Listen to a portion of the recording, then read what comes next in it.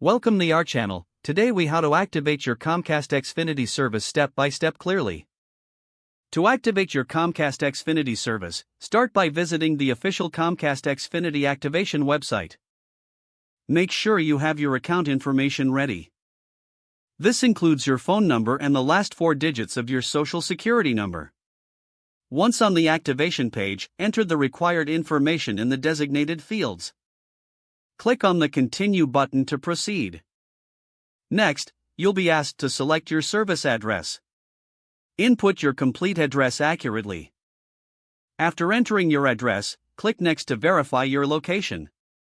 Once your address is confirmed, you will receive further instructions. You may be prompted to set up your Wi-Fi network name and password. Choose a unique name for your network and create a strong, memorable password. After completing this step, continue by clicking Next. You will now be guided to power on your modem. Ensure all cables are securely connected to your modem and wall outlet. Once powered on, wait for the indicator lights to stabilize. Next, connect your modem to your computer or device using an Ethernet cable or Wi-Fi. Open a web browser and try to access any website.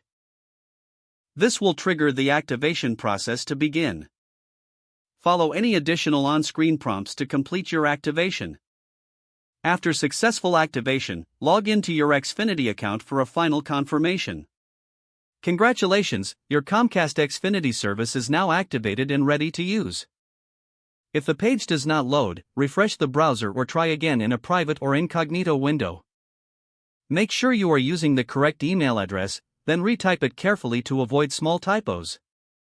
If your password is not accepted, use the reset option and create a new strong password you can remember. Check your spam folder for verification or security emails, then complete any requested confirmation steps.